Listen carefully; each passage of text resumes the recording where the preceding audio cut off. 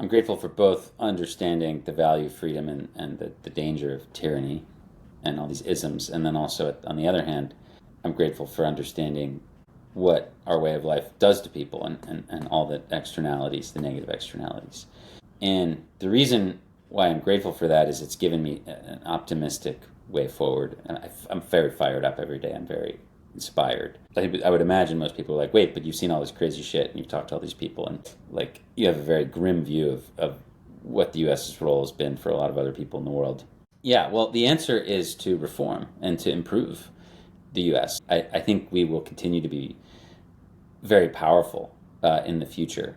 And I think we're going to improve, actually, to a dramatic degree, whereas I think a lot of other political systems are going to collapse. And I think the difference is, Bitcoin is just such an incredible thing, because if you don't have Bitcoin, what is your hope about the future?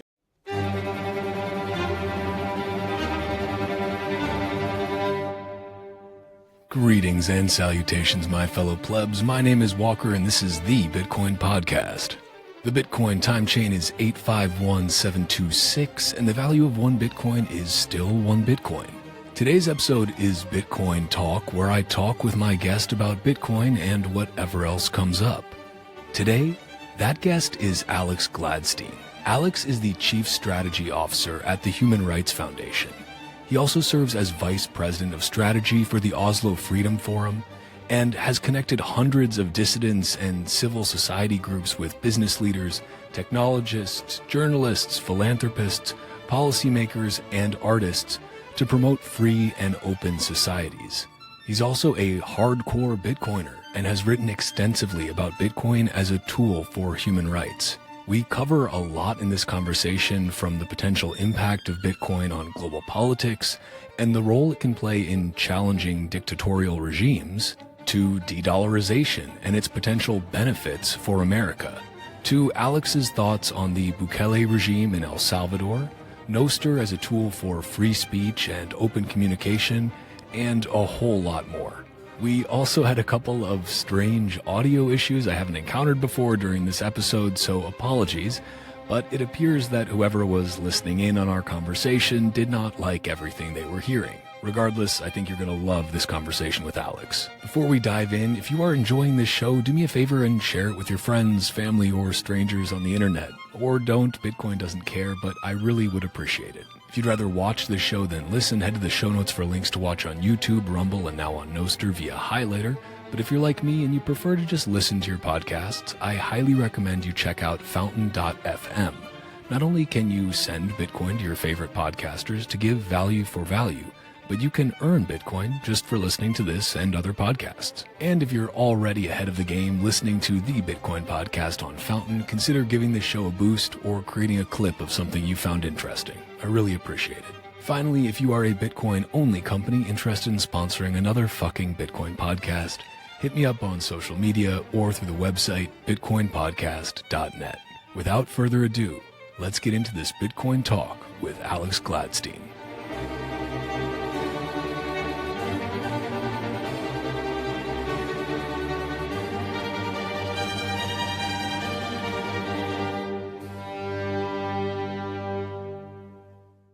Alex, welcome. Thank you for joining me. It's gotten the chance to meet you in person a few times, which I'm very grateful for, and would like to do this in person as well, but the old video conference will have to do for now. But thanks so much for coming on.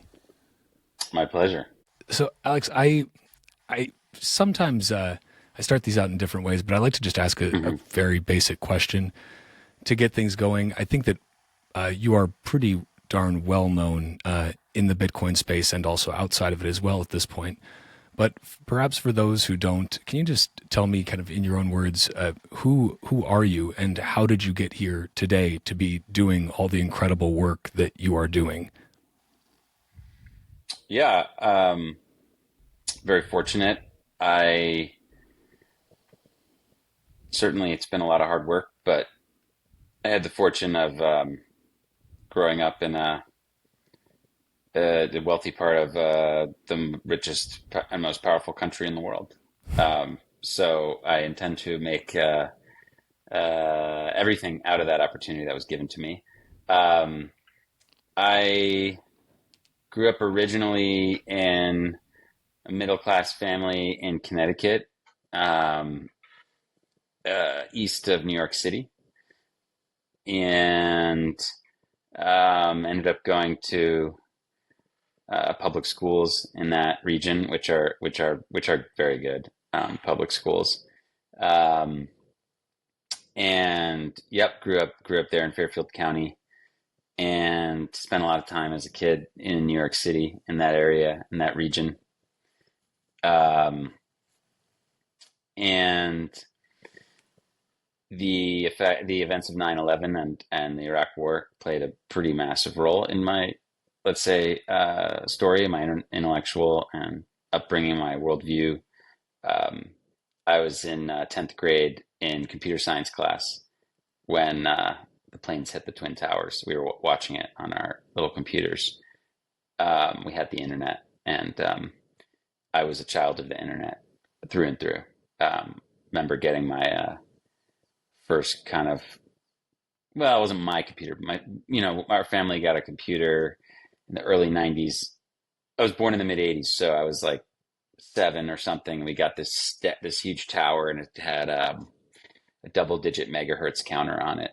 Like that was the physical limitation of the display. So that was pretty interesting. So we blew by that pretty quick. But yeah, I remember having the going through the floppy drives. Then the sort of the, what do we call it, the B drive. We had the kind of smaller floppies, and then dealt with the advent of the internet was so exciting. I mean, it was really fun. Totally consumed me as a little kid. Of course, I was into video games and stuff, but I was really into the internet. Like we had like a 14K, and then a 28K, and then 56K. Most of my childhood was probably spent 56K, um, mid to late 90s. So whenever I was doing stuff, it's like you have to wait for the download release, and then you download it. You're waiting for hours for the newest Counter-Strike thing, or Winamp, or whatever it was that I was downloading. But it was interesting because I didn't even think about, I didn't even know that there were people critical of the internet at the time. I had no idea. I mean, I was in my own little bubble of living it, and using it to interact with my friends. We would all be on AIM, and we would be doing like internet conference calls and all sorts of stuff. But apparently, while this was all happening, there were people writing op-eds being like, the internet is going to fade, or it's not going to work out. And so it's really interesting, being a child of something, being in it, and just knowing that it's obviously going to be the future. But you never, I mean, that doesn't even give you the vision, right? Like, I remember being at my friend's house, and it's the first time I ever saw an Amazon box. My friend's dad had bought something on Amazon, and I was like, "What is that? That's interesting." It was a book. So this must have been, mid 90s. But even as a creature of the internet, I had no idea that what would come later, right? So we have no idea what's coming, but at least we know that these technologies are here. I mean, it gives us the confidence to know what we know. Like, I know when I've seen something. Do you know what I mean? So grew up in that era, went through the whole Y2K thing. That was fun. I remember that. I was in 8th grade for that. Everybody was convinced the world was going to end. That was really interesting. I know that there were some things that happened, but generally the world did not end. And yeah, I mean, lived through some really intense political moments. I mean, the 90s were interesting. There were a lot of spirited political debates at the time, but it seems like the issues were a little less intense. And then you hit the 2000s, right? And it's like, okay, 9/11. You have the Iraq War build up, and that was just so heavy. The 2000 election, the hanging Chad, all of that stuff was really intense. And in general, I think people have forgotten that. It's like people today are like, oh my God, like, look at all this crazy shit that's happening. And it's like, it wasn't any less crazy then, trust me. Like, it just, we didn't have the internet really to the same level we have today. We didn't have social media, that's for sure. So, but I mean, first of all, the 2000 election was completely nuts. And then the I mean, 9/11 and America coming to grips with understanding its role in the world and then just being gaslit into the invasion of Iraq was really something. I remember as a junior in high school, I was on the debate club, so I had to get up. They had us do this thing where we got up on the stage. This was 2003. Stand in front of everybody in the whole school, so 1,000 people, and we had to debate both sides, which is really crazy. Like, and at the time, it was like, oh, this is so cool. And I would be sitting there, and it's like I have a partner, and the resolution is we're going to invade Iraq or whatever, and it's like this must have been February '03, and I had to sit there, and I understand it was like both sides, but it's just wild to me that they had kids get up there and make an argument to other kids that we should go invade this other country. In retrospect, it's completely insane. But those are the times we're living in. I think one of the best time capsules to actually revisit that moment is a great book by Ian McEwan. It's called Saturday. It's really great. It's one of my favorite fiction books, and it's one day in the life of somebody in 2003, and it's like it's a surgeon in London, and it's just his life in one day, and they cover all this stuff. But basically, one of the plot lines is that his kid is like a left-wing activist who's against the war, and he's like for the war for all these like moral reasons that seem fine on the outside, but you end up kind of seeing the rot. Let's put it that way. But anyway, yeah, I mean, what a crazy time. Got me very interested in the world around me. I One of the graduates of my high school came in one day, and she talked about how she was um, studying the Middle East, and this was after the invasion, so this was probably '03, and I thought that was really interesting, and I was like, huh, I've learned a lot about other parts of the world so far, but maybe not that part of the world. So I was very interested in that. And she came in, and it's really interesting. She's now the president of NPR. This is someone who went to my high school. Oh, wow. She used to be the head of the Wikimedia Foundation, but she came in as a kid. She was just probably a sophomore in college or something. But she came in and I remember this, and she was like, "Hey, I'm studying Arabic. It's really interesting." I was like, "Okay, seems relevant. We're like invading this region. It would be interesting to know more about it." So I ended up going to a liberal arts school in Boston. Called Tufts, and again, very privileged. Basically, like a country club for kids where you just get to hang out and party. There were good intellectual opportunities, but I wonder how long that model goes. I guess is my question. But I took out a lot of loans to do that, and it took me a while to pay those off. But probably in retrospect was worth it. But higher education is an interesting model. We'll leave it at that. But I remember I was just sufficiently interested in this. So I originally went to school to be an engineer. Tufts has an engineering school, but they have this interesting year one where which is actually kind of nice, where you can sort of figure out like what you're going to do. So I originally enrolled in the engineering school, but there's some flexibility, and I ended up after the first, I think, semester deciding I'm going to stay in the liberal arts school, and I'm actually going to shift to international relations. So I took a lot of coursework in that area, got me very interested in the world around me. I was terrible at economics. I got like a C in econ, so that's funny. But and there seems to be wide agreement that that's not a bad thing. Not doing well in mainstream economics is not really a predictor of your yeah, it's not really a predictor of your future let's say understanding of how it works. But I ended up going to London for a year and studying at the School of Oriental and African Studies, which was mind-blowing for me. It's a totally different experience than going to a neoliberal art school in America. It's like hardcore. You get Marxists over there and like Islamists. There's a lot of people from different parts of the world there. It was very interesting and eye-opening, and I was like, okay, this is interesting. This was also, it was heavy. It was like '07, so there was a huge flare-up in Israel-Palestine at the time. And again, people forget. They're like, oh, like, and clearly, like, in terms of deaths, this is sort of the big one. But like, it's not like it was chill before. Like, it's just that we have this social media stuff. But at the time, it was really intense. '06, '07 was, I mean, Hamas had just taken over. It was wild. So that really colored a lot of the experience being there, and it was different because like Tufts was probably the MO there was just being pro-Israel probably, but being a SOAS is completely different, right? It's the total opposite. So it was very interesting for me to see both sides of that. And I remember I took this course called Islam and Democracy, and 40% of the class could recite the Quran from memory from start to finish. So that was really interesting because the teacher would be like, okay, basically we did it was a year-long course. We did a third Western philosophy, a third Islamic philosophy, and a third looking at countries and how they've grappled with these ideas. And it was interesting because the teacher would be like, oh, what does the Quran say about this? And the student would just say, he'd just freaking read it out in Arabic, and then he would give us the translation. Really interesting. So again, I had a really different experience. I also had the unique opportunity of interning at British Parliament, which was really eye-opening and neat to be able to just take the tube in a suit and just be in Parliament. And I had interned for a Liberal Democrat, a Scottish guy named Michael Moore, actually. Not the Michael Moore who was famous at the time, but different Michael Moore. He was like 6'5", huge guy, very nice guy. And I was responsible for helping brief his foreign trips. So he'd go to Indonesia, and I would help do some research on that. But at this little office, I was looking at Big Ben. I was in this place called Portcullis House. It's really interesting.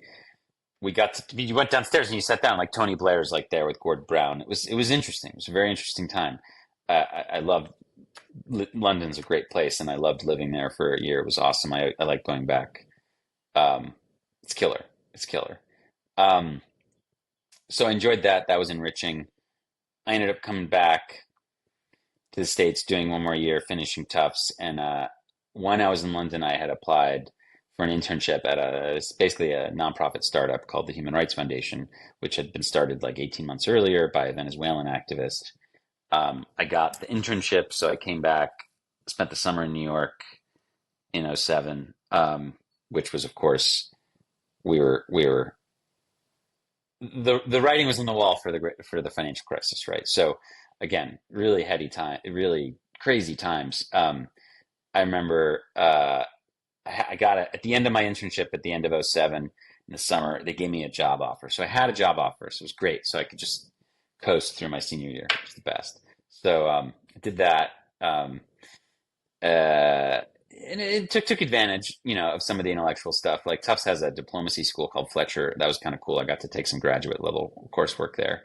But knew what I wanted to do. It was going to work for this human rights group. That was very educational for me, very foundational, actually, for a lot of what I would do later, I think, in a big way. And then, I get the job. I go to New York. It's 2008. And then over the next 6 months, things start to really unravel. Obviously, Lehman Brothers, everything. It was crazy. And I was living in New York, 2008, 2009, 10, 11. I mean, I watched the whole thing in terms of, some of my friends were working as interns on Wall Street, and they were, carrying shit out in boxes. I saw all that happen. That was wild. So at the time, I was making no money at all. I mean, I was making enough barely to split a 4-bedroom place in Brooklyn, but it was awesome. It felt like, it was everything, to be there at that time.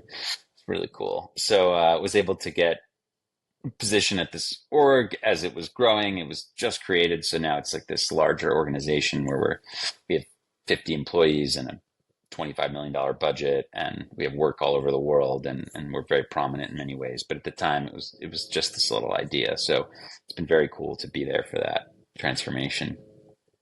And yeah, I would say in general, my life at HRF, let's say that first decade before I started really getting into Bitcoin, which was let's say early 2017 is really when I really fell down the rabbit hole.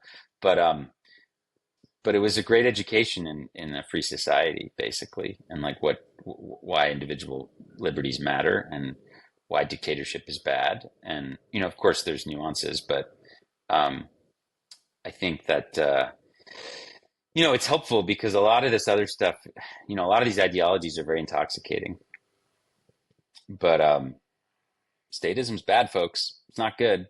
It can provide, right? It can provide. No one's going to sit here and tell you that the Chinese Communist Party didn't lift, a lot of people out of poverty. They did. Now, how did they do it, and who's responsible is a debate Did they do it by getting out of the way and giving people individual rights? Probably. But, a lot of these isms are very intoxicating. Strongmanism, populism, Marxism, neoliberalism, socialism. I mean, all of them. All of the isms can be very intoxicating. And I learned about all that. And I saw what was interesting is I saw individual freedom fighter activist type people kind of fighting all different versions of this same monster. It had a different mask, but it was the same monster in the end. Sometimes it was a left-wing monster. Sometimes it was a military monster. Sometimes it was a capitalistic kind of right-wing monster. It underneath the mask was a statist the whole time. So it's amazing watching all these activists struggle to get, honestly, 1% of the freedoms that I have today, right? And it's very humbling and it's very important. And I really wish more people in the Bitcoin community would get a chance to get out of the bubble. And when I say that, I mean very particularly American and European Bitcoiners. I think one of the best ways to do that is talk to global Bitcoiners, talk to other Bitcoiners from other countries. They will give you some, good perspective on what it's like. But, you have people who exaggerate on both sides, right? In America, you have, as much as I don't like Donald Trump, you've got people saying like that he was a dictator, all these things. I mean, it's totally ridiculous. And same thing on the other side. Oh, Biden's a dictator. Oh, really? Okay. Well, I mean, not really, actually, if you actually look at it. We have a lot of problems in the US and I've written extensively about those, but it's very important to have moral clarity on what is tyranny? Like, what does it look like? How does it work? What is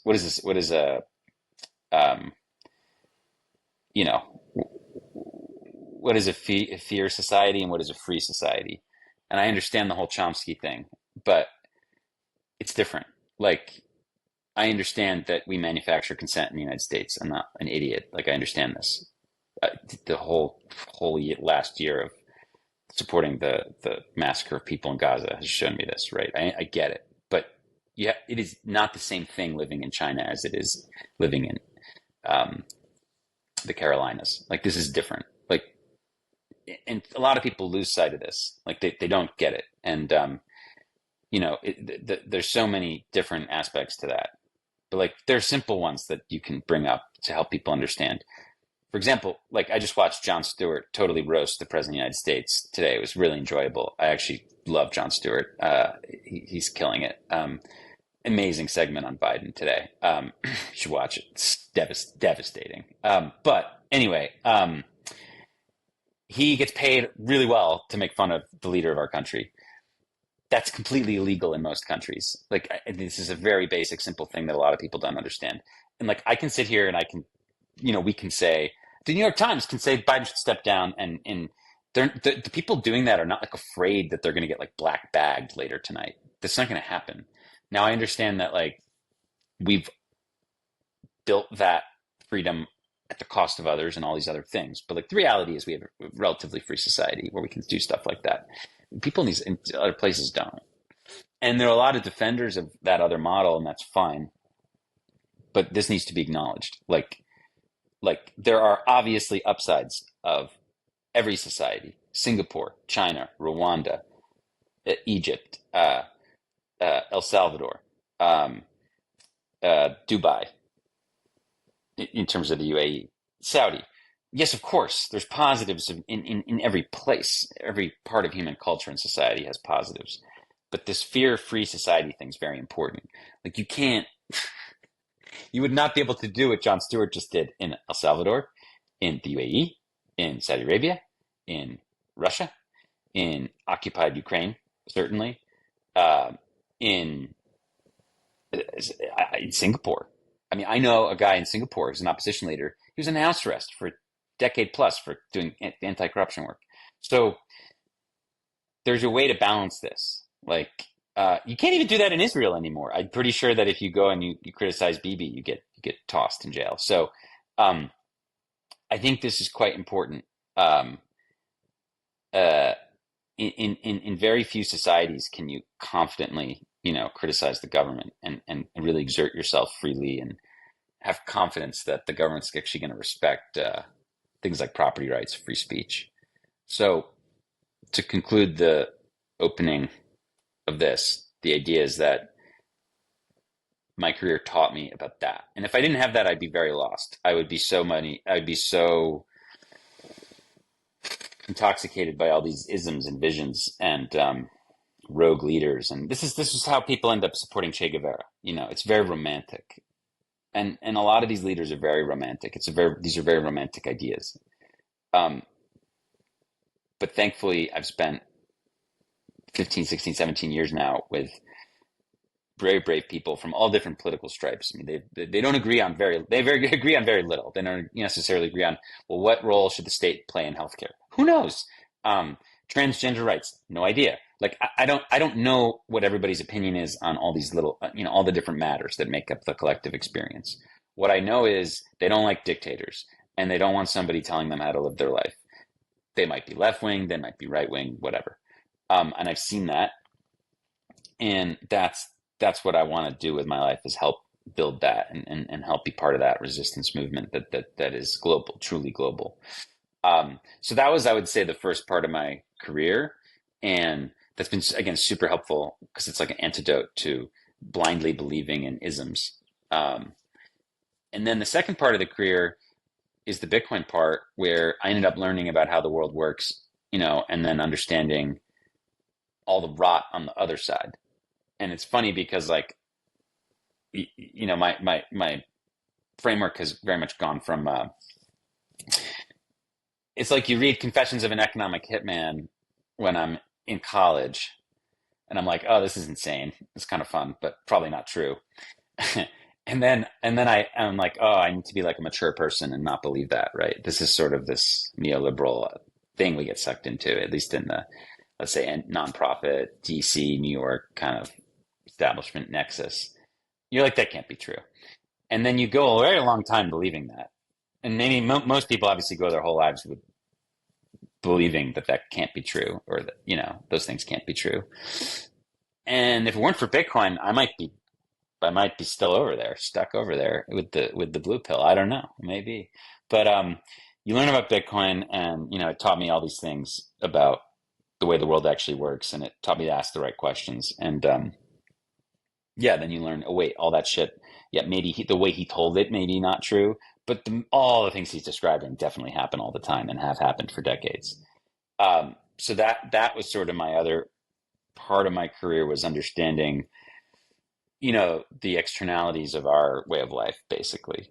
And that culminated in my book, Hidden Repression, where I'm basically like telling you that the way that we live is built on exploiting other people. That's to be realistic about it. And a lot of people don't like to hear that.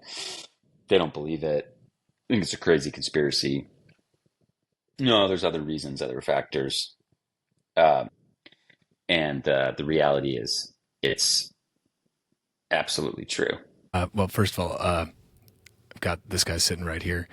Thank you for that intro, because I think it's really important to know, not to sound cliche, but like to know where somebody came from, to understand why they're doing what they're doing today, why they are passionate about the things that they're passionate about.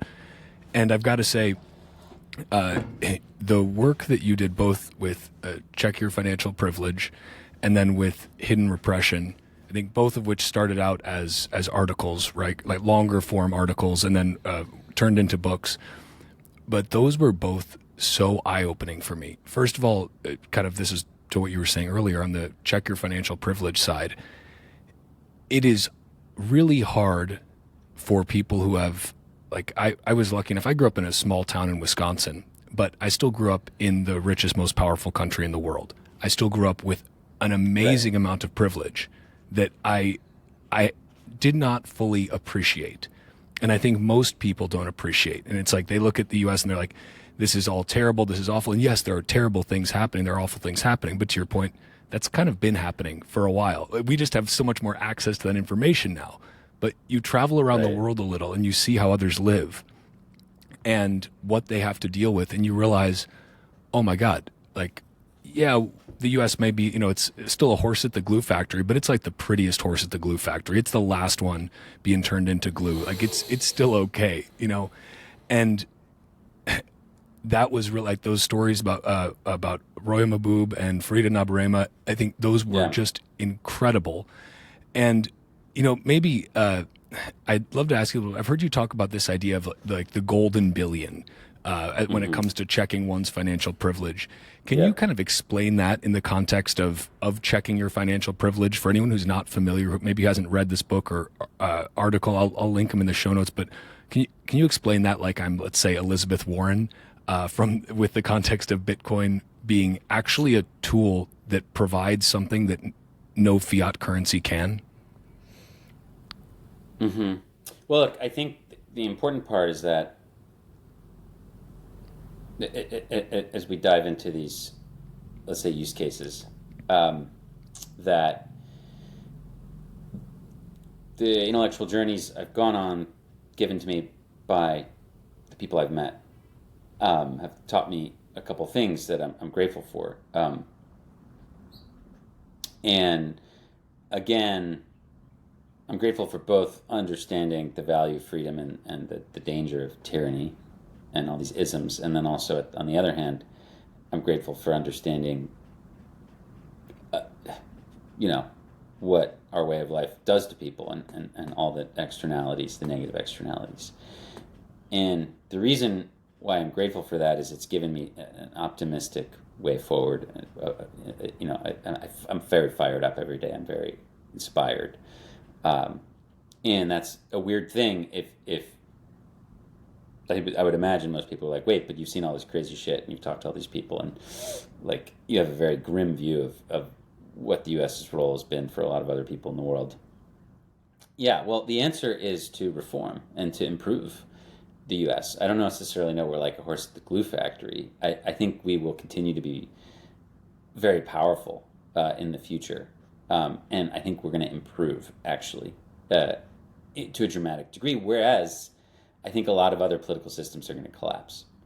And I think the difference is, Bitcoin is just such an incredible thing, because if you don't have Bitcoin, what is your hope about the future? I don't know what ism you would believe in, because what ends up happening is if you go back in time to the 60s, 70s, and 80s, you had all these lefty people who were accurately pointing out problems in whatever, the American empire, dollar hegemony, all the Cold War stuff we pulled. And they were being like, hey, that's really bad. Like, don't do that. My dad was freaking drafted at 22 and sent to Vietnam in the 60s.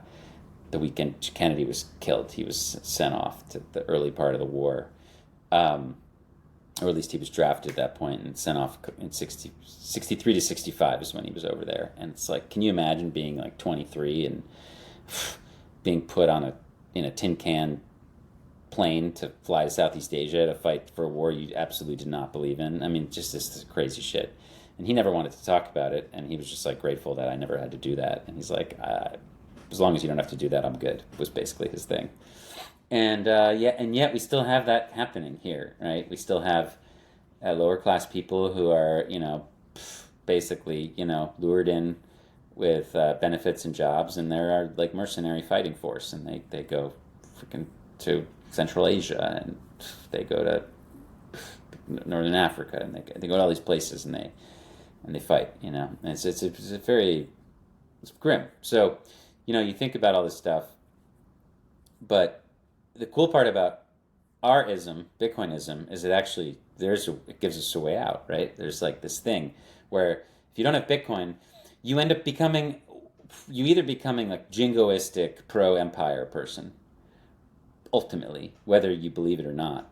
You basically have to you end up acknowledging that this is the way things are, and we shouldn't fight it, and I should just live my life and support the system, and it is what it is. That's like a toned down version of the reality, which is like, okay, you're basically like, pro this machine and what it does to people. Or you become a Marxist, essentially. Like that's really what it was, before Bitcoin. I mean, these were the two different sort of end directions you were pulled into, which was really bad, right? Like, communism killed tens of millions of people. Now, IMF structural adjustment also killed a lot of people, probably tens of millions. But, the point is, you either became intoxicated with our own worldview, that it was the right way to do it, and you didn't really want to look at the nasty parts. That's how most people live their life in the West, right? They don't even know about it. They're either ignorant about it, or they're blind, or they don't want to know. Especially people who work at those institutions like the IMF, World Bank, whatever. Most Americans are shielded completely from all that stuff. They may read a book or see an article that gives them a little bit of a... It's like the Matrix. I mean, it gives them a little bit of a peek, but they don't want to. They don't want to go. They don't want to. That didn't feel great. I'm not going to go down that road. And then what happened before is all the people who did want to go, most of them became Marxists, or like communists or whatever, because that was the rallying point against the West, right? That was the rallying point against the American capitalistic empire or whatever. But today we have something different, and Balaji actually came up with this idea. At least the name. I'm not maybe the fully thought out idea, but definitely the name. And he was like, well, we had the Washington Consensus, right? So we had like the Soviet communism, and then we had the Washington Consensus, which was like essentially American economic empire. Like we would come in and restructure your economy and make you a slave of us. And this is what we're doing all the time, right? And serving the interests of the 1%, not the average American whose life is actually arguably in many ways not improved a whole lot over the last 30 years for the bottom 50% of our population in many, many ways. But for the 1%, it's been a freaking ride since the 80s. I mean, wow. So basically, and the data all backs that up. Like more and more wealth going from the bottom to the top, basically. So you basically had these two consensus. You had like the Soviet and the Washington. Well, now you have the Nakamoto consensus, right? And now you have this idea that we can opt into something different where my currency system is not funding, blowing kids up in some other country. Guess what? I can opt into that. I can choose to be part of that. I can choose to gradually become more and more and more part of that. And that's what's really cool. And it's nice because it allows you to have the humility to understand that we are very imperfect, at least in as speaking as to Americans here, in terms of our societies at home, locally, nationally. I mean, look at the fentanyl. I mean, look at the drug epidemic. Look at all these things we're dealing with at home. Can't even have a reasonable political race. I mean, there's just very little that there's not a whole lot that can inspire right now, I'd say. But even beyond that, like for every good thing we do abroad, it seems like we do 3 bad things. So.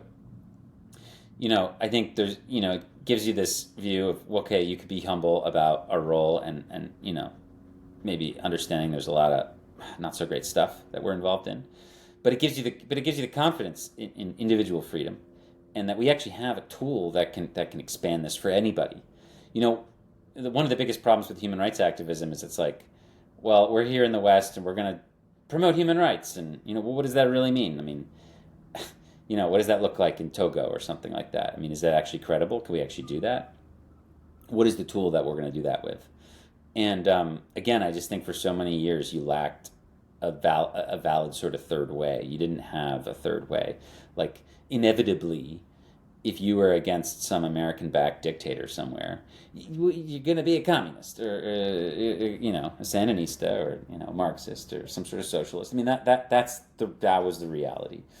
And that polarization really was unfortunate. I think it broke a lot of people apart who would naturally be together.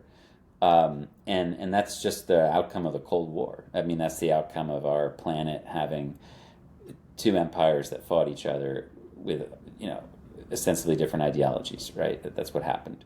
But now we've got this third route, right? Where like anybody from any country can opt into this new system.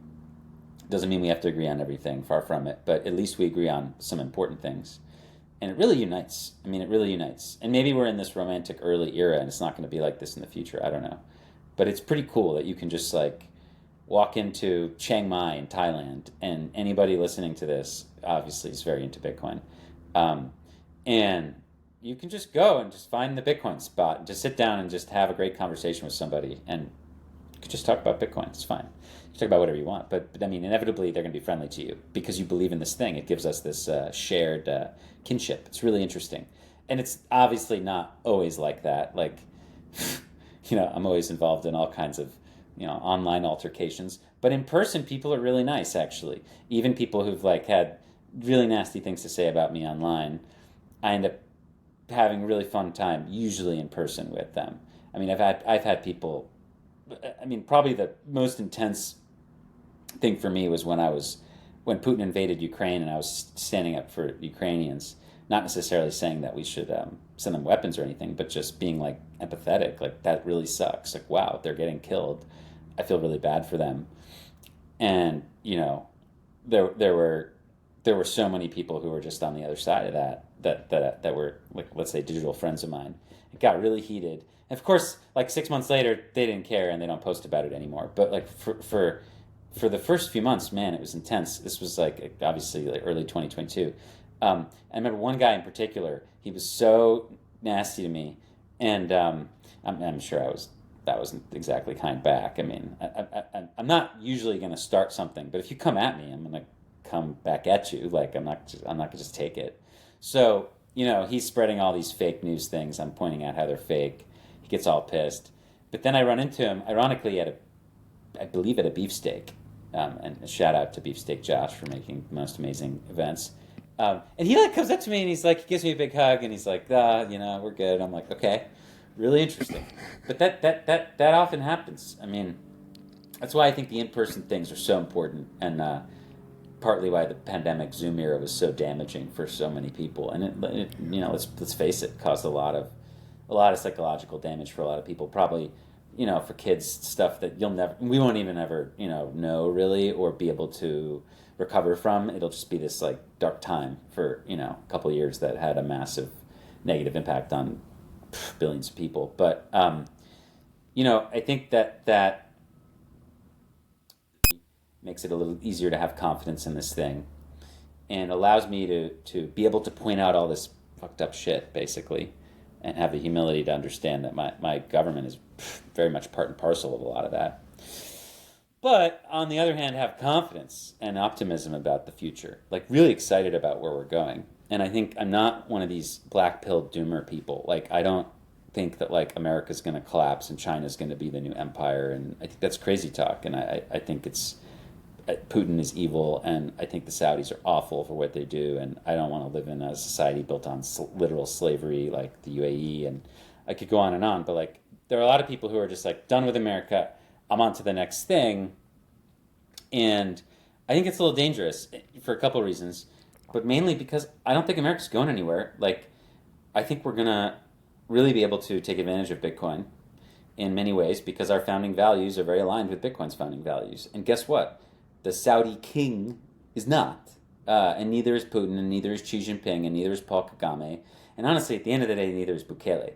Like, what is Bitcoin? I've said this many times. It's free speech, property rights, open capital markets. And what do all those people ultimately need in the end? Well, they need some level of censorship, confiscation, and closed capital markets. They can't do what... Being a strongman is not ultimately compatible with the Bitcoin ethos. And, there are ways that they can try to paper that over, but eventually I think it'll become exposed. And Bitcoin will become an irritant to them and a real problem. Some are small enough where maybe it's fine and they can find a way around it.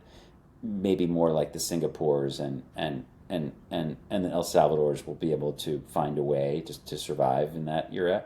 But these big dictatorial empires, Bitcoin is so bad for them because it gives people a way out. And people want out. People want out. For all the bad shit that some people still say, which is totally fair about America, like, people aren't running the other way. Like, Europe is the same way.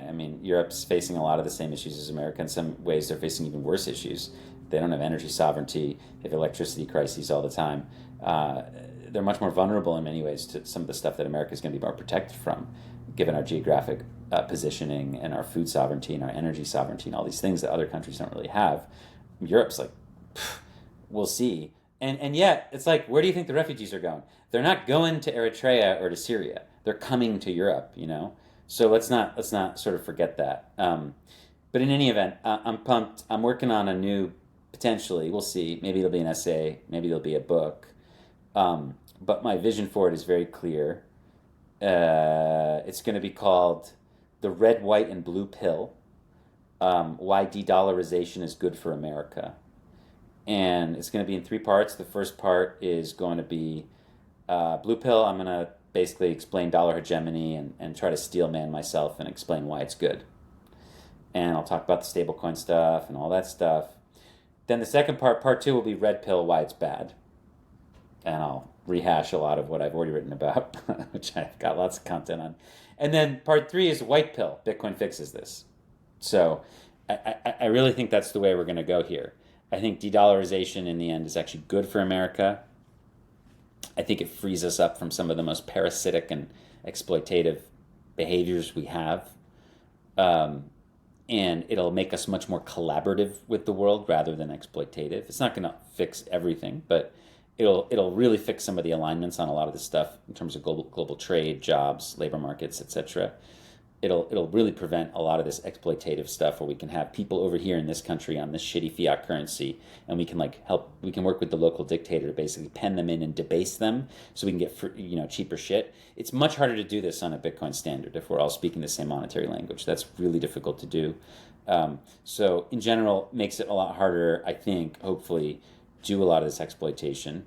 We'll be much more collaborative. I think it'll usher in basically, it's basically the Alan Farrington thesis. The Bitcoin is Venice thing. I think it's going to usher in this beautiful age of Renaissance type activity, scientifically, artistically, and obviously, look, it's not going to be a utopia, and it's not black and white. But I think generally speaking, getting off the dollar hegemony, moving to a more Bitcoin-based economy, I think it's going to be great and very beautiful. And I think we'll be very powerful as a Bitcoin power. I think America will be a very strong Bitcoin power. Again, I think it'll reform us. But at the end of the day, the answer isn't the tyrant. That's not what you want. It's not what you want. There's some intoxicating allure to it that you could believe that this man is going to save you. I understand the basic human impulse to believe in a populist tyrant. Billions of people have been fooled. We've seen it all. We've seen Hitler, Mao. We've seen Stalin. We've seen all of them. And many who never got there because they were restrained in some way by some sort of democratic process or a bullet or something. But we've seen these psychopaths do all this stuff in the name of good, right? At the end of the day, remember, even Hitler was telling his people that this was for good and that the Jews were, this thing, and we got to get rid of them, we got to expand our land and fuck the Soviets. And Stalin was saying the same thing. Capitalism's evil, all these reasons. All of these psychopaths they all have good on their side, right? That's what they tell people, all of them. And they're out there fighting for the right thing. Never ends well. So just be careful out there. It's very unnerving to see people, I think the right way is to call your government to account, be humble and open and honest about the crimes we commit and the problems we create for people. And let's try to improve that and fix that and reform that, as opposed to ditching and going to support some dictator somewhere else. I don't think it's the right way to go. If you want to keep your Bitcoin safe from dictators and totalitarians who would love to get their filthy little paws on it, head to bitbox.swiss/Walker and use promo code Walker for 5% off the fully open source, Bitcoin-only BitBox02 hardware wallet. Then get your Bitcoin off the exchange and into your own self-custody. The BitBox02 is honestly easy as hell to use, whether you are brand new to Bitcoin and it's your first hardware wallet, or you're a seasoned psychopath and this is your 69th. It is Bitcoin only. And again, it is fully open source. You can head to their GitHub and verify that for yourself. Please do not feel the need to trust me or to trust Bitbox. And when you go to bitbox.swiss/Walker and use the promo code Walker, not only do you get 5% off, but you also help support this fucking podcast. So thank you. Now, a lot of you listening to this show may already be deep down the Bitcoin rabbit hole. But if you're listening to this podcast and feeling a bit overwhelmed, don't sweat it. BitcoinConsulting.us has you covered. Some people go down the rabbit hole completely solo, but others want someone to guide them on their journey. So if you're one of the latter, again, go to bitcoinconsulting.us. Whether you're an individual and you want someone to help you with your personal Bitcoin strategy and getting everything set up and moving, or you're a company and you want help integrating Bitcoin payments, implementing private projects, or even need general contractor services, Bitcoin Consulting can take care of you. To book a consultation, go to bitcoinconsulting.us. Again, that's bitcoinconsulting.us. So there's a lot to unpack there, but three things that jump out initially. I think you are spot on with the idea that increased polarization is often the result of not having something to actually work towards, not having the hopeful white pill of Bitcoin. Like, you see people going to either ends of this political spectrum, and I think so many times it's because their side is proposing a solution to the perceived evils of the other side, and the same things, there is no red, there's no blue, there's the state, and there's you, as I say too often to the annoyance of my lovely wife. But you see more of this polarization because they don't actually have a real solution to anything. They have band-aids to the problems that the state itself has caused. Let's fix the prices. Hey, merchants, don't do that. What could possibly go wrong? These are time immemorial promises that these leaders have made, and it is alluring. I understand. And people get pissed. Don't forget, vengeance is one of those powerful human animators, right? I mean, I meet all these Cubans, and they're pissed because they lived in Cuba, and Cuba was a rich country by many standards, in the 40s and 50s, and they had a relatively good life, and they were in certainly the upper classes probably, and they were landowners, and it was all great. And then there was the Soviet-inspired revolution, and Fidel, and he chased them out, killed them, and took their land. And they're pissed. They don't, but their priority is, I hate to say it for a lot of them, it's not necessarily human rights and justice for all. Their priority is vengeance on the people who took their land. And I understand that, I empathize with that, but that's not that helpful. So what that has led to is a vengeance-driven foreign policy fueled by our electoral system, which basically is now going to change, I believe. But for a long time, you had to go to Florida and bow down to this particular community, and what they wanted overwhelmingly was the embargo, which is a very, I think, sort of immoral thing. But the idea was let's just starve and choke out this government basically, and then it'll be forced to come to the table and do what we want. Well, that didn't happen. We had the embargo for many, many decades, and Cuban dictators are still there. So who has suffered? The Cuban people and their families in the United States. So that's what a vengeance-driven worldview gets you. It doesn't get you very far. And that's one of the most beautiful things about Bitcoin I ever saw, was how it just cut right through all that nonsense, and how it just allows families to connect, how it allows effortless transaction of value between Cuba and the rest of the world, and America, and New York, Miami, whatever, it doesn't care, it doesn't matter. It just allows this flow, and people can connect, and they're unhindered, unbothered, unburdened by all this crap, right? They can just connect with each other. That's very, very powerful. And I remember being on a phone call, and it was I was invited to be a participant on this phone call between all these Silicon Valley companies and then various arms of the U.S. government as a human rights observer. It was some Zoom call with 10 people, and it was Airbnb, Google, maybe one of the big PayPal type companies. Then it was OFAC, Treasury, and they were just arguing for an hour. This was after Biden had been elected, so post-Trump, maybe 2021.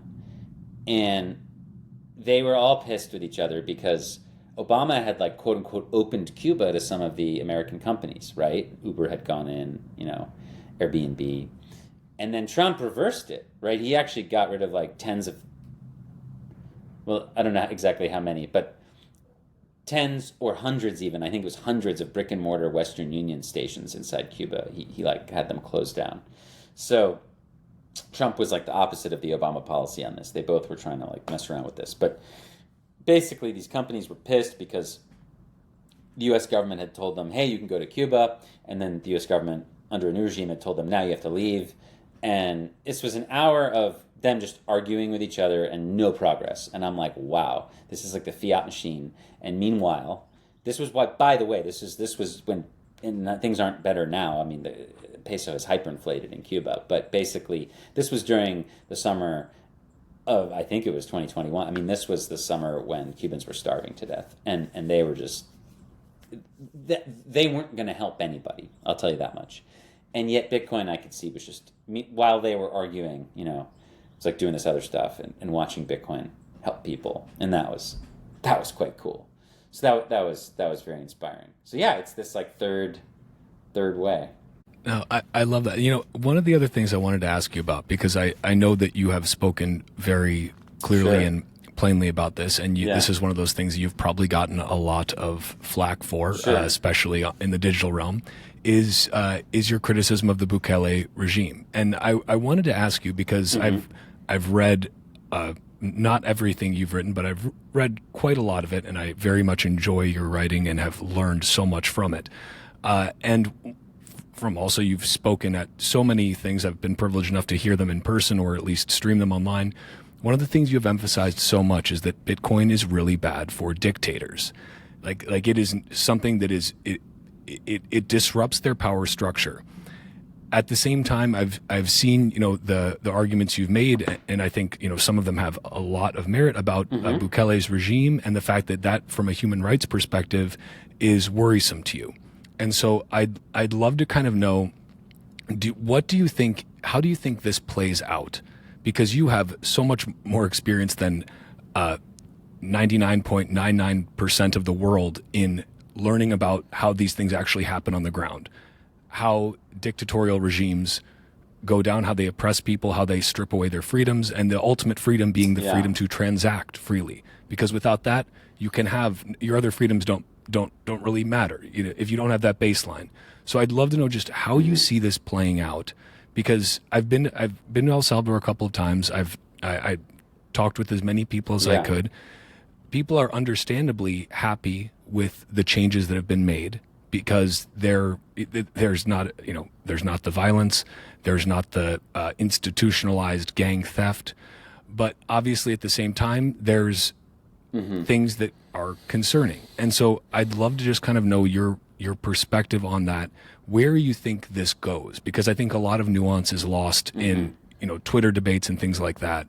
So like what is most concerning to you, and how do you see this situation? Do you see a way that this can end very favorably, where you would say, what, okay, he has taken X, Y, and Z action, and that has caused me to change my position, versus here is the case that I think but hope doesn't play out, because obviously people would that would ultimately be harmful to people. I'd love to know, because again, I appreciate that you know so much more about this and how this goes down than I do. And again, I think a lot of nuance is lost in online. I tried to be. You have to be nuanced about it, because it's not a black and white thing. And it also might prove to be way more unique than we thought, but I'll get to that in a second. Right. In general, I've always said from the beginning, and I have lots of receipts, but essentially that I always thought the Bitcoin law was awesome. I didn't understand the libertarians who were against it. Look, if we're going to have legal tender,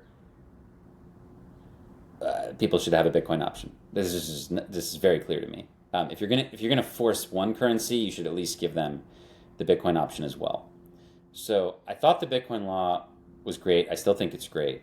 I don't believe that it's some sort of violent imposition of Bitcoin. I always thought that was cope from people, and usually anti-Bitcoin people. They were the ones really pissed off about the Bitcoin law.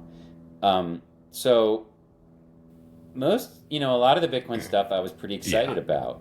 I mean, you had to be. I mean, it was very, and you lose it a little bit, but I mean, 10, 20 years from now, I think it'll be properly recognized. I mean, I was right there in the audience when Jack Mallers had his talk. I went down to El Salvador that summer, visited El Zante. I just think everything that transpired there was so incredible. And I obviously tried to put that into my book and writing on this, where I have this chapter in my book called The Village and the Strongman, where I really tried to focus on what an incredible story this was, that this little village, I mean, this nothing village that, at least when I was last there, had no paved roads, or I mean, people had tarps for roofs, and it's just really very little infrastructure. That this could somehow be the touchstone in like changing the world financial system, I just thought was such an incredible, stranger than fiction story, you know. And talking to the people down there who, even though we might disagree on Bukele, I still love very much, and we still work together and do all kinds of fun stuff together, like Mike and Roman and all the guys down there. And all the other people doing great work down there. I mean, Mi Primer Bitcoin was born out of El Salvador, and what John and Adam and their team is doing is just amazing. So there's a lot of great stuff coming out of there that I've always tried to support in different ways. I mean, Ahrefs been very supportive of Mi Primer Bitcoin, and you know, some of the ideas were cool as well. Like, obviously, I always thought the volcano bond thing was cool. You know, it's totally surreal. I was listening to this the other day. I still have a recording of the spaces that Nick Carter had with Bukele on the night they passed the Bitcoin law. And yeah, I remember just being up there on the stage. There was like 25,000 people. And someone messages me and they're like, hey, can you ask him about Bitcoin mining? And I was like, I knew I probably had one or two shots to say something. And I really wanted to ask him about self-custody. And I did, and he said he wouldn't restrict that, and he hasn't, so that's good. I do appreciate that. So I was worried, you know, the main worry was that they were going to basically really restrict everything except for Chivo, and that has not been really the case at all. So that was, I guess, an unfounded concern. But the other question I asked was, of course, the mining one, and it was really interesting because he's basically like, no, we're not, you know, not doing that at all. Then you could just like hear the gears shift in his mind, and he was just like, actually, you know what, we have this thing. And like 18 hours later, he was at the site of a geothermal mine and taking pictures of it and shit, and putting sketches about how they were going to do all this stuff. So I mean, that was pretty wild. And I'm a huge fan of geothermal mining. I think it's very important. I've seen really effective geothermal mining in Africa on the Rift Valley. I continue to think it'll be really positive for Central America. All of South and Central America have just this huge untapped kind of rift line along the Pacific Rim of Fire, where they have volcanoes after volcanoes after volcanoes going all the way down to Chile from Mexico. So, you know, I was excited about that. You know, I think it's fair to say that has not really panned out the way that we had hoped. I mean, there's ostensibly one sort of site. It's very secretly guarded. They don't really allow people in. They don't really share that much information about what the mining is like, how they've mined, what are the economics of it. So that's been unfortunate. But in general, I think cool idea. And I thought the volcano bonds was really interesting, and I continue to think that's really interesting. Giving the IMF a middle finger, saying, hey, we can borrow against this sort of new capital, essentially, we have, which is our untapped stranded renewable energy reserves, and creating an asset to borrow against that. I think that's really cool. So I always thought that was interesting. That obviously is also proven difficult. Now, the Bitcoin City thing I thought was dumb, and obviously that's not gone anywhere, and I couldn't believe that people actually thought that was going to happen. But we'll see. I mean, I think in the Bitcoin area it's a mixed bag. I mean, obviously I pointed out some cool stuff. Chivo is not cool. You know, admittedly, the U.S. government has not created a Bitcoin wallet for its people, right? Which I point out in my essay. So you got to give them that. But like, man, you know, it was poorly constructed, not that secure.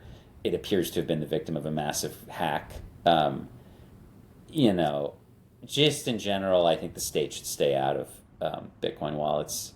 I don't know. Is that some crazy libertarian opinion? I'm not sure. But people seem to be fired up about it. And look, their data is there. I mean, everybody signed up to get their $50 or whatever it was, $30. And then they stopped using it pretty much. And there's been like a slow simmering small percentage of Bitcoin use there. That's non-trivial. And that grows. And I think that's good. And I think that especially all the work that NPB is doing. I mean, I think the work that like the village in the book, in the story is doing is going to pay massively. Like Bitcoin Beach inspiring all these other Bitcoin economies, and NPB, what it's doing like doing what the government can't do or won't do, which is educate all the kids in El Salvador about Bitcoin. Like they didn't have a plan for it. And NPB at first was like, hey, we're going to do it. And they were like, I'm not so sure.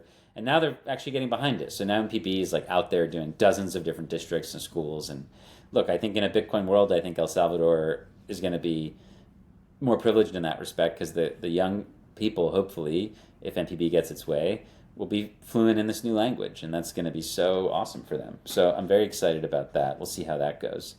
So, mixed bag on the Bitcoin side.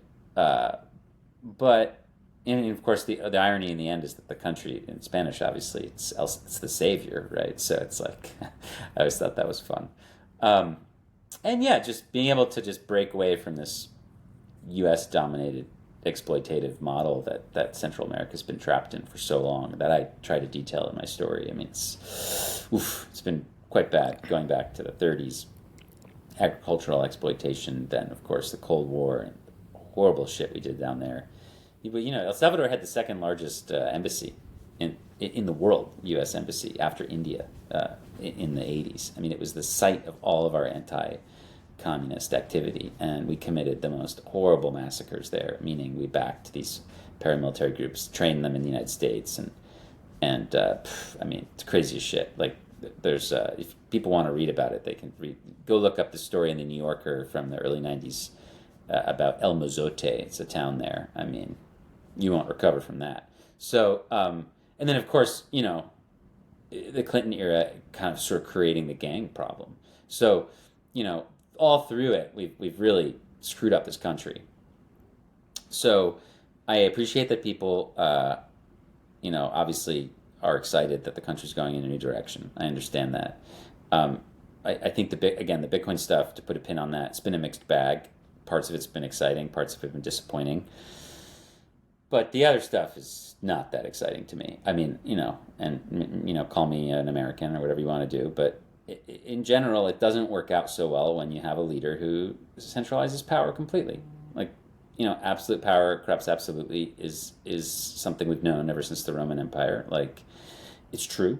I think that we've been in this romantic phase with Bukele, and here's where it starts to get tough over the next couple of years. I think the true believers are the people who basically were fine with him ripping up the Constitution to run for another term. And I get it. They're like, well, if he doesn't do it, then these corrupt people will come back. And yeah, well, that's what everybody says. That's what Chavez said. That's what everybody said. Everybody who violates the limit to run longer says that if they don't do it, then the bad people will come back. That's obviously what everybody will always say. But that's not a great sign. Like, people who rule for life don't have a particularly great track record, like, all things considered, in the last few hundred years. I'm not talking about some figurehead Queen Elizabeth thing. I'm talking about, like, people who are actually in control of the economy and the military and the media. And I have to say, yeah, it's worrying. Like, it's almost to the point where it's hard to imagine, like, him willingly leaving. Like, it doesn't really seem to be in the cards. Like, he's totally re-engineered the court system to favor him. He's re-engineered the political system to favor him. There's really no one who's his critic who has any sort of leg to stand on.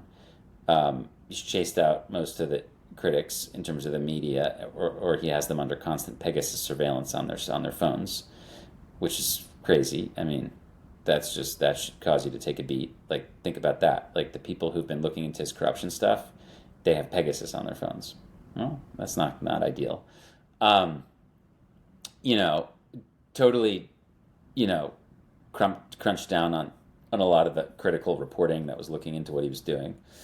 And yeah, I mean, like, I get it. It's a small Latin American country that's had the crap beaten out of by the United States. It's nice to see an underdog story. But these ideas that we get from critics of our own system still apply. Like, the whole Assange thing, the government, shouldn't spy on the people should spy on the government. It's not like that doesn't apply in El Salvador just because it's a small, poor country. No, it's the same maxim. It's the same idea. The Salvadoran people should be spying on him, not the other way around. And it's very secretive. We don't really know what he's doing. Like, where's the Bitcoin? Like, okay, he showed an address recently. I mean, it's not his money. It's the people's money, and I guess that's more of a general criticism of representative government. But like, everything's a state secret. You know, no one's really been.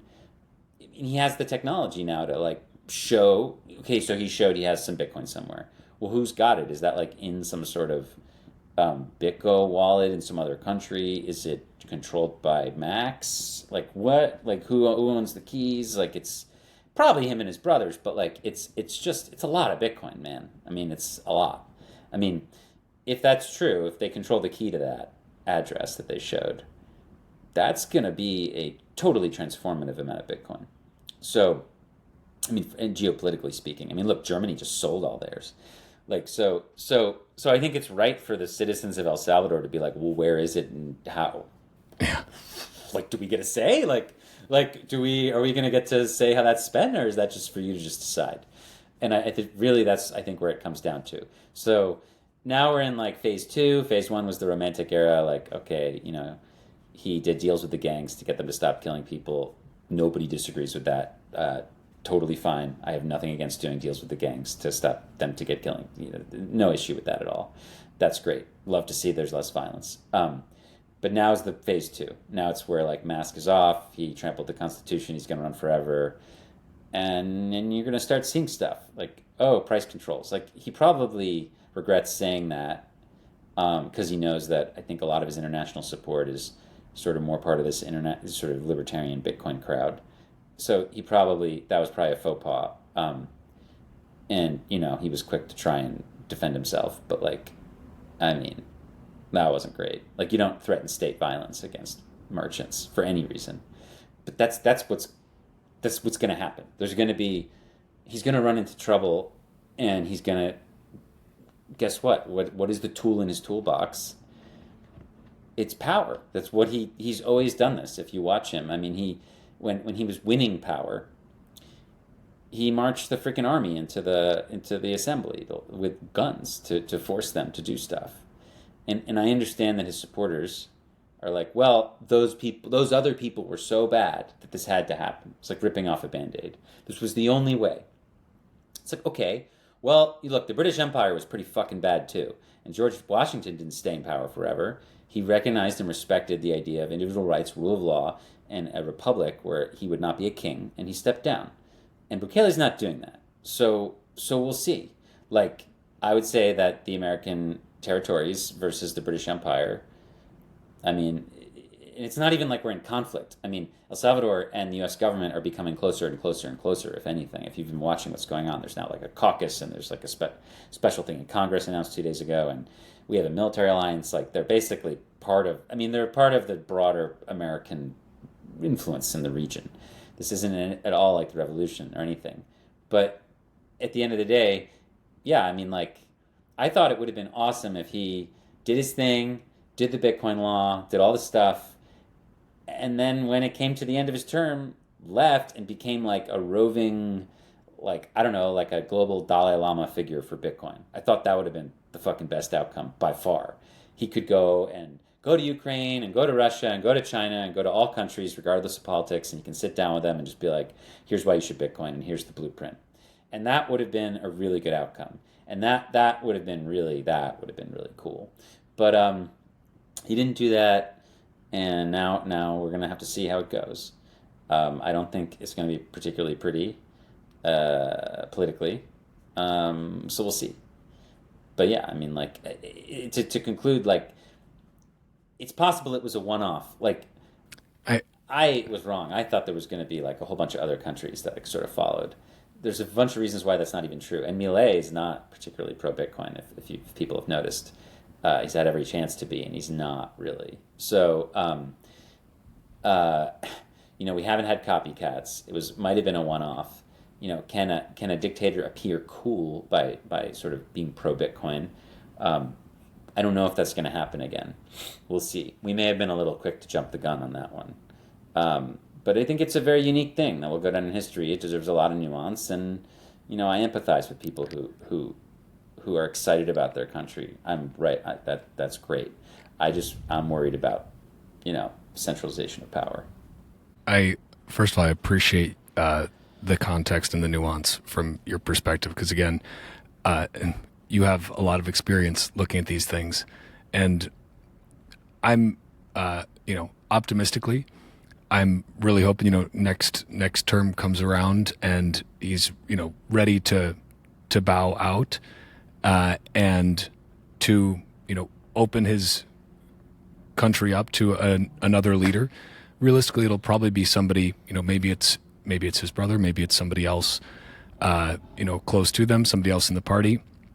So I don't know how much things actually change, but, I appreciate the context and the nuance there, because again, a lot of that gets lost, and people obviously feel very strongly about this. And something I try to be very conscious of myself is, okay, am I having a knee-jerk pro or anti-reaction to something based on the principles that I try to judge everyone by?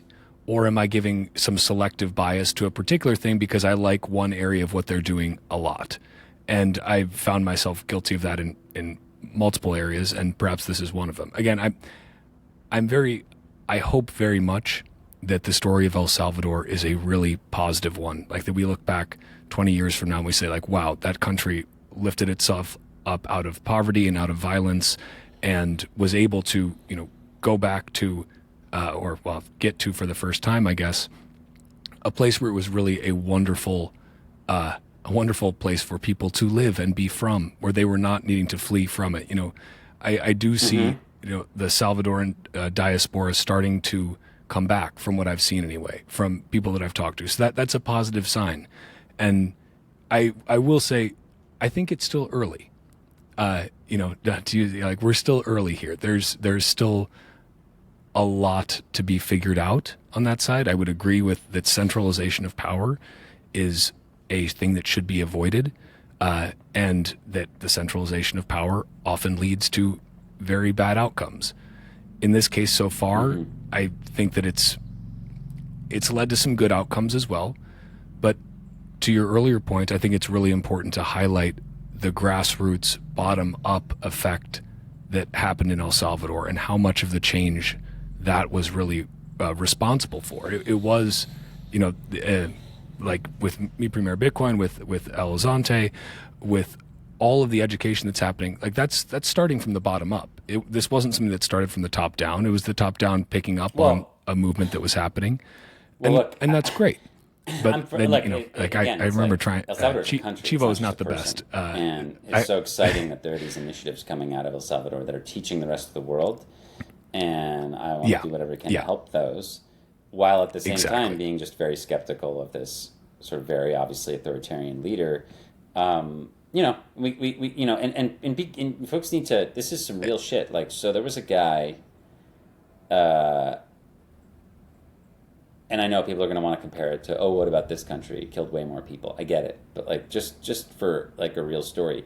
So there was a guy who was an advisor to Bukele who was very pro-Bukele, and he worked with him, and he was part of the early Bitcoin team there.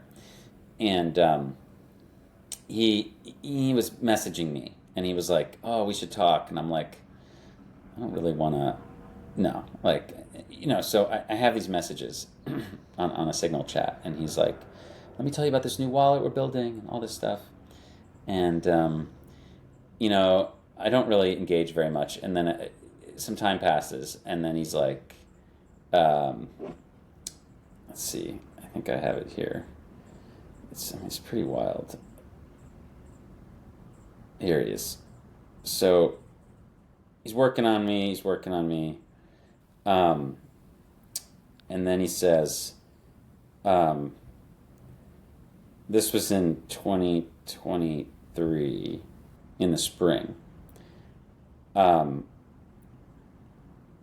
at first he's kind of like, hey, the day El Salvador goes to the rubbish bin, I'll be the first one to inform you. And he's like, trying to tell me about all the sacrifices he's made, and he's basically trying to disparage this media group, El Faro, that I was following. And he's like, they're not real, they're not doing good work. And he's like, I would know if there's something going bad here, is what he's basically saying. And then he says, he's he's trying to like win my trust, and he's saying, I you think I don't know there's corruption going on? Certainly there is. I'm not covering up corruption, and in time it might be me, the one exposing it. You think people in the government like me? You think the Bukele's brothers talk to me? I've been ghosted, sidetracked for speaking the truth in front of them. Only NB talks to me if I'm not ghosted. In fact, I've been considering you as one of my trustees of my digital daily journal. If I get whacked, you get all the info out to the world. I was like, okay. And then he keeps going, like maybe sometime later, and he's like, my story's long and complicated in person we can discuss. Here it's not the land of the free, but it's not like El Faro says it is. That's what he said. That was the last thing he said to me. And then, shortly thereafter, he was detained, tortured, and basically murdered. So he's dead. So it's like pretty wild. So it's like that was a pro Bitcoin, pro Bukele insider, and apparently he, and officially I can't remember what it was, but he committed some sort of thought crime and something. They'll say he was corrupt, of course, but like, who knows, man. So that was unnerving. So I don't feel great about that. So and look, he's almost certainly not gonna fuck with any Bitcoiners visiting El Salvador. I certainly don't want people to be afraid. I think that's highly unlikely.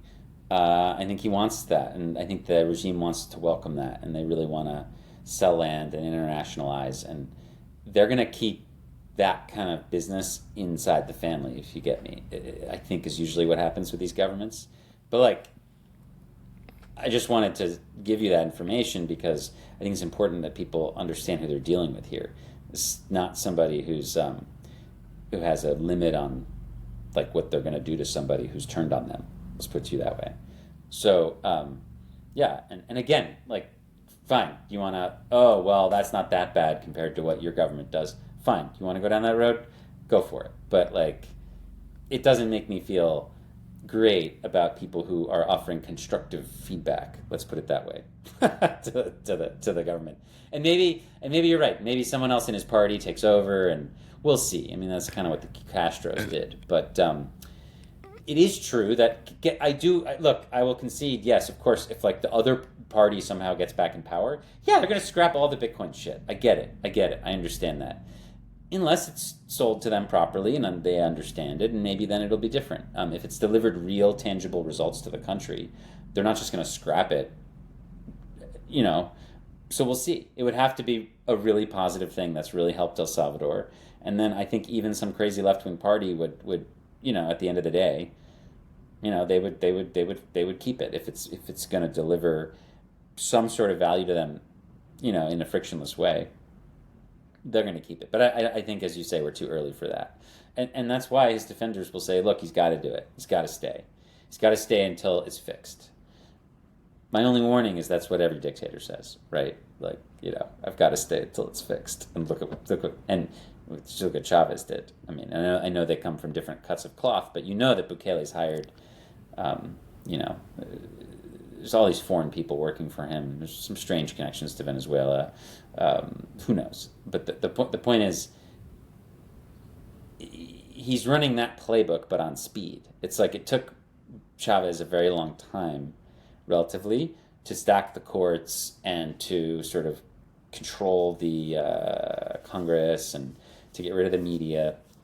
It took him like more than a decade to do that. And it's taken Bukele like 3 years. So it's like he's doing what some of these sort of Democrats people who were basically elected to dictators, he's doing what a lot of them did over a long period of time, but he's doing it very in a concentrated, fast way. I remember being there in 2021, and people were like, no, he's not going to get rid of the term limits. That's crazy talk.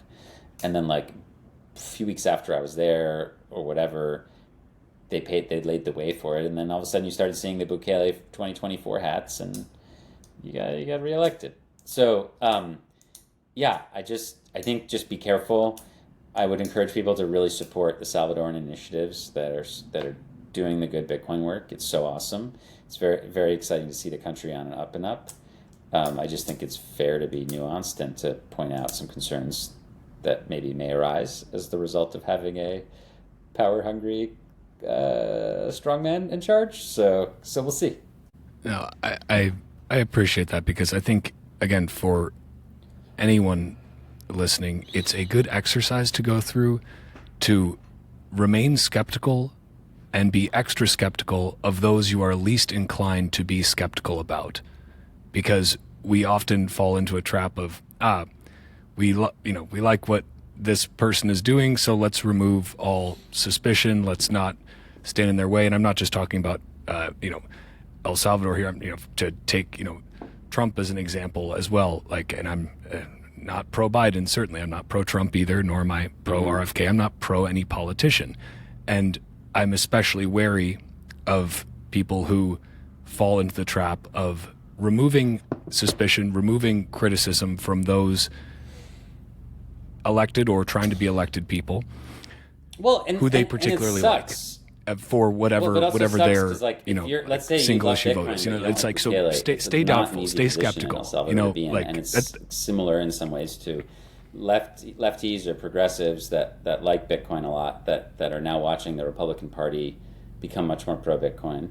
Yeah, it's not ideal for them. It sucks, and it's I guess it's on them to convince their party. I mean, that's really what we want here. If you're Salvadoran and you're anti-Bukele, but you like Bitcoin, I mean, we should be trying to educate the leaders on your side, so that if there is a transition one day, they don't scrap the whole thing. And ditto in America, what you want is for Bitcoin to become unimpeachable. I mean, you want it to become party agnostic. And I think it'll do. The thing is, it's always this thing with Bitcoin doesn't really need our help. Like, Bitcoin's just going to do its thing. But we can expedite things. So we can make things smoother. And people doing real bipartisan work on this, like BPI and many others, are helpful, because it's like our system is decentralized in various ways. Like it is, in some ways it's good, in some ways it's bad. In some ways it's bad because it allows like special interest groups to freaking hijack like the whole freaking government policy. We have all these special interest groups that are not elected, and they're just as powerful as freaking Congress or the Supreme Court in some cases. But it's positive in that, like, we have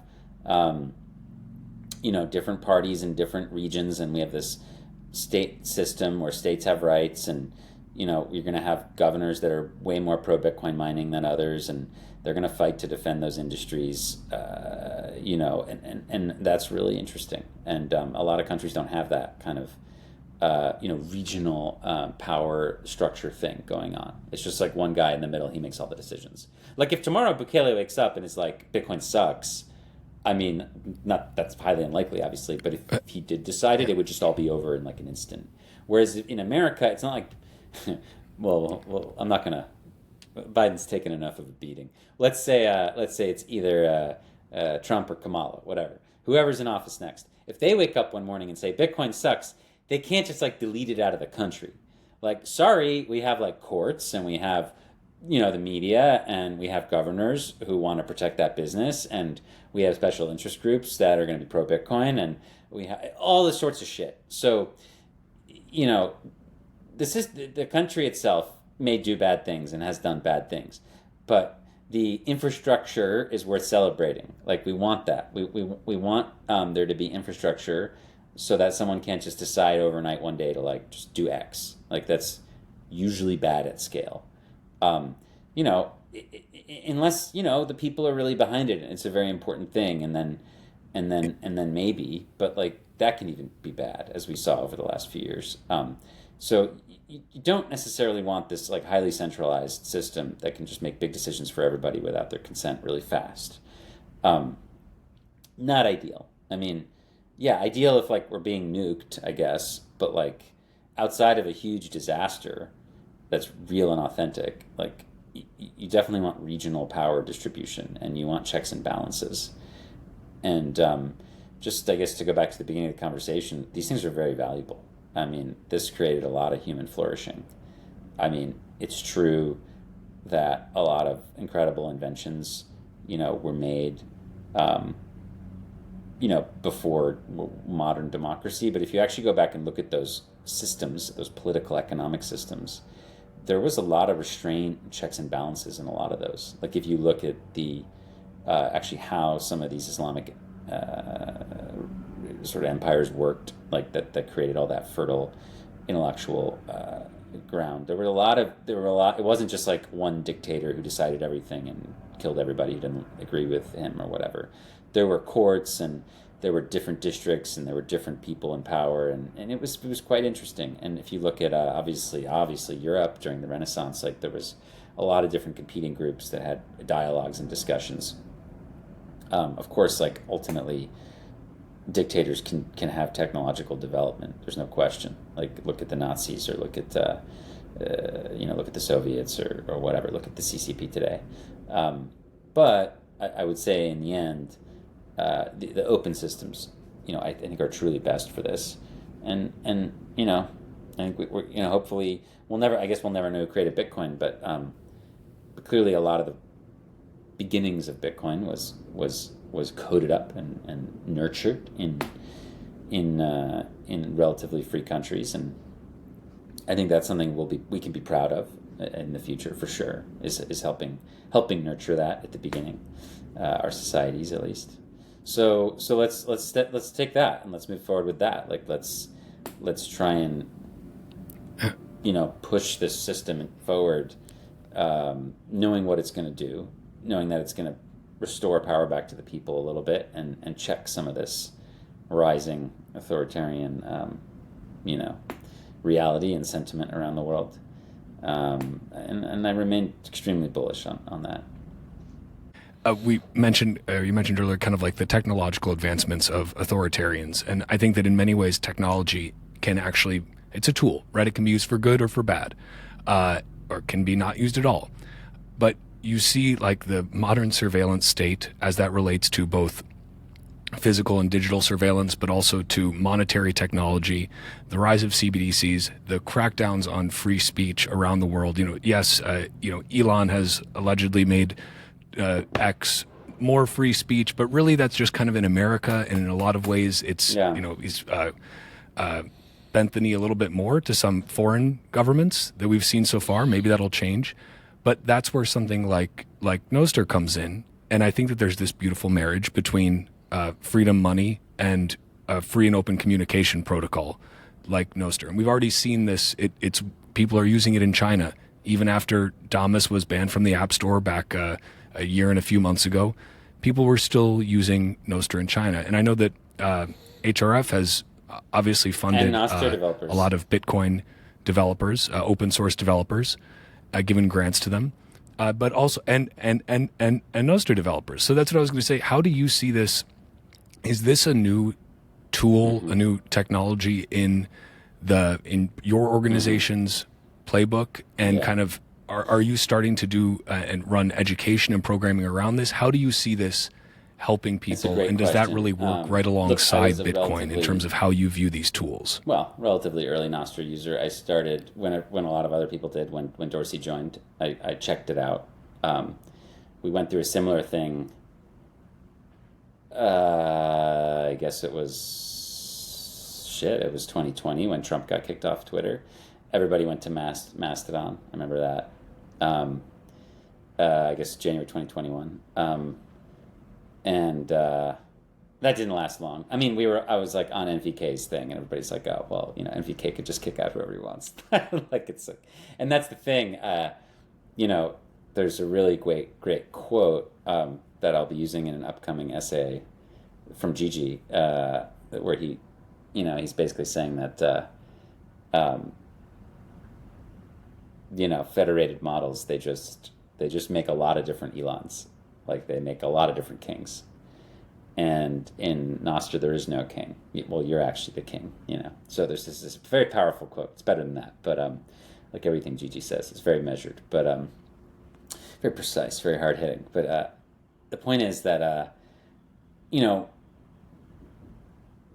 I did think there was the need for this better way to communicate and interact. That wasn't in as much as what Bitcoin did is it allowed us to start financially interacting without a third party. Could there be something that really helped us do that and avoid these centralized servers where everything was about the server and not necessarily the client. And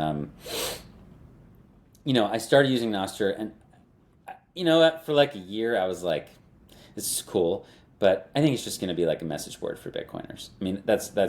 I had a very kind of primitive understanding of it. I didn't really get it, and it wasn't until a few months ago that I really got it. Like now, I'm like hyper bullish. Like this thing is unbelievable what it's going to do to the world. And part of that was my experience at the Oslo Freedom Forum, where we had Jack Dorsey come out and deliver this amazing conversation with Lynn Alton that I'd recommend people watch. It was really, really awesome. I was so happy they were willing to do it, and our audience really needed it. They needed to hear this, and I'm so happy he went into detail about Nostr. Left a lot of people very curious. It was really good. But basically, in Oslo, and I'll talk about this in this piece, basically Reason Magazine asked me to do a piece on Nostr. So that's done, written, finalized. They're going to publish that shortly. They're also making a video on it. I'm really, really hyped. It's going to be amazing. I'm stoked. So I'm grateful to Reason. So that's going to come out soon. And I was just doing a lot of research over the last month and reflecting on my experience because when we were in Oslo, I asked Jack if he was willing to meet a lot of the other activists, and we had this meeting. It was like a private meeting, about 15 people, and it was like in a boardroom, and all these activists introduced themselves. And we're talking like, if you added up all the followings of all the people on traditional social media, the more than 20 million people followed all the people in this room. Like we're talking heavy hitters, really well-known people. And Jack just, I wasn't really sure how it was going to go. He was like, oh, that sounds awesome, let's do it. And I didn't have like an agenda, so to speak. I just wanted to see what would happen. And P definitely had an agenda. He was like, all right, this is what's going to happen. Let me tell you about this. And he like walks through how Twitter didn't work and how Blue Sky didn't work and how it all got corrupted. And, you became the product, and the advertising model completely broken, the way the internet was built, broken. Blue Sky got corrupted, broken, and then I found Nostr, and he's just like, it's everything we were hoping for, and he's explaining to them how it works, and he's like giving them a playbook basically of like, well, you're going to do this, you're going to post on your big account, wherever it is, you're going to say, hey, I'm going to keep posting here, but I'm also going to post over here, and maybe I'll do some special content over here. Join me over here. And, by the end of this thing, I mean, and these people are so riveted and engaged by him because Twitter really continues to be, for all of its problems, so pivotal for activists. I mean, half the people in the room wouldn't ever have been where they were without Twitter, right? And one guy was like, he's the speaker we had from Gaza, and he's like, he had no profile at all on October 7th, no followers. And now he's got like 50,000, and he's a hugely important voice in the world.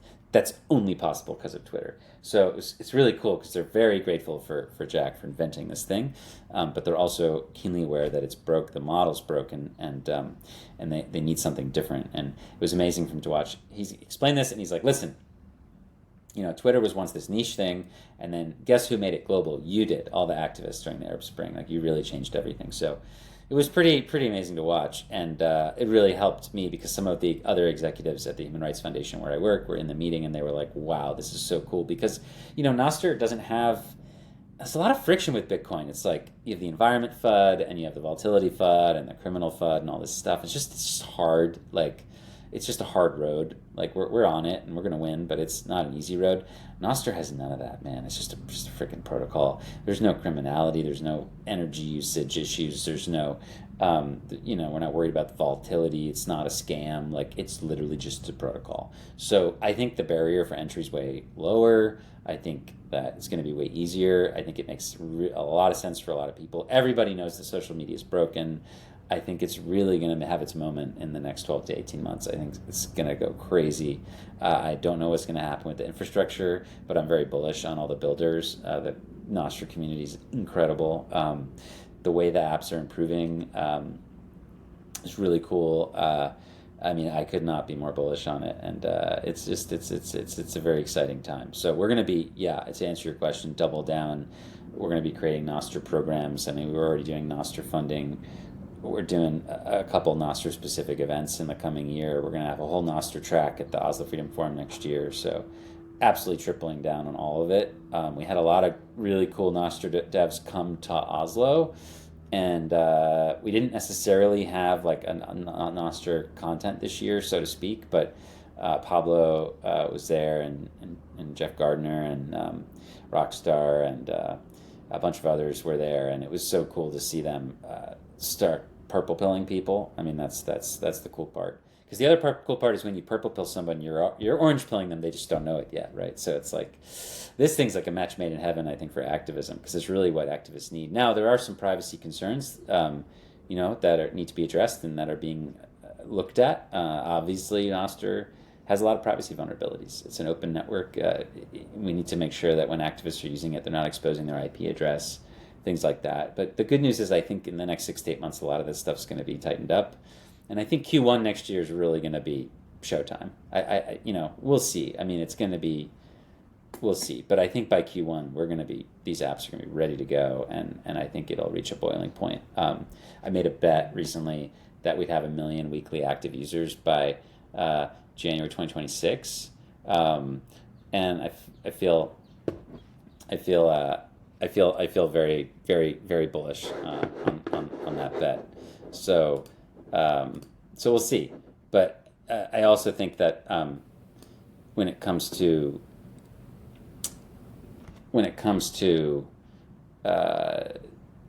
the deep nature of Nostr, I think it's ultimately, it's hard to even describe, but I think we're just got the tip of the iceberg right now. Like, it's very early days. Martin Malmi, who was one of the first I think he might have been the first Bitcoin developer, on Prague last month, he said this. He was like, I was there, and this is more intense. Like, he for him to say that is wild. Like, I think that he has got this great quote that I used where he says something like, Bitcoin's the app for basically financial freedom, and Noster's the app for everything else. Like, it's the freedom app for everything else. And like, I thought that was quite cool. I mean, and all of the people who I think have the highest signal that I respect the most in Bitcoin are totally into Nostr. That's a big signal for me. Like, when you've got Gigi and Odell and Jack and Lynn Alden, it's just like, okay, all right, I guess I have to like take a second look at this thing.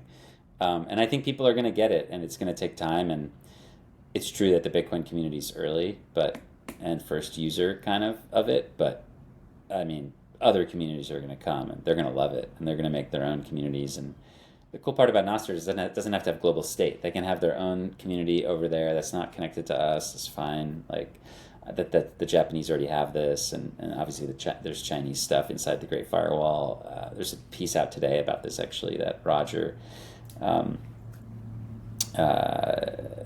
has put out that's worth looking at. But man, I could not be any more bullish on Nostr. It's very exciting, and we'll do what we can to push it forward. I love that, man. I'm right there with you on the bullishness, and I had noticed your usage of it started upticking a bit more recently. I was like, okay, here we go, and it's awesome. My pleasure. Well, Alex, I want to be conscious of your time here, and thank you so much for joining. Thank you. I know you guys, HRF is putting on a new weekly financial freedom newsletter. Great. I'll link that in the show notes. Is there anywhere else you want to send people? I promise we put in a ton of work every that they week. should check out. It is something we treat very seriously. Usually got 5 or 6 detailed stories about financial repression around the world, and then 5 or 6 stories about open source developments, people fighting back. We drop in some content suggestions, and then we will, we'll put in there if there's stuff upcoming that we're doing that we want you to check out. We're doing a webinar series these days to help people onboard to Bitcoin. This is with BTC Sessions. It's really fun. It's free. It's a week long. It happens once a quarter. It's like 1 hour a day for a week. We've done, we did the first one a few months ago. The second one is coming up, I believe, next week. So if you are interested in that, you can ping me directly and I'll give you the link. That's going to be a lot of fun. If you're coming to the Bitcoin conference in Nashville this month, I'll be there. I'm giving basically one keynote talk split into two, but I'm going to give a talk about the basically the global use cases of Bitcoin, and I'm going to split that up into commerce, freedom, and power. And I'm just going to basically pound away with examples of Bitcoin doing stuff that no other technology can do until the audience just can't take it anymore. But the goal is to kill it once and for all, this idea that Bitcoin's useless or doesn't do anything. That will be, I will execute that idea live on stage on the 26th and 27th. I think day one will be freedom and commerce, and the second day will be power, electricity, of course. So that's going to be fun. I mean, there's obviously a first and foremost use case, but that's the one everybody knows, and that's savings. I'm not going to go into that. That's obvious. But these other three are ones that are less maybe talked about by the average person and so profound. So I'm excited about that. We'll be there. We'll have a booth there. My colleagues will be, I won't be there, but my colleagues will be at sort of Nostriga and Honey Badger. So we're going to be helping out there doing stuff. And then I plan to be at the eCash conference in Berlin is going to be fire. I'll just put it out there, the BTC++. I'm going there, and it's going to be in October. I mean, I'm about as bullish on eCash as I am on Noster. I just think these technologies are such an exciting time. I think that eCash conference is going to be similar to the Lightning conference that happened about 5 years ago, also in Berlin. It's very foundational. I would recommend going. I think it's going to be amazing. Then I'm going to be at the LATAM Bitcoin events this year. So I'm doing LaBitConf and SatsConf. So I will be down there in November. My colleagues, I believe, will also be, we'll be at Africa Bitcoin Conference as well, and wherever else we can be. And we've got a nice, big, healthy team now, so we're fired up. So, yep, check out the newsletter. Thanks for having me on, and onwards. Oh yeah! Thanks so much. See you soon. I'll see you in Nashville. So looking forward to it.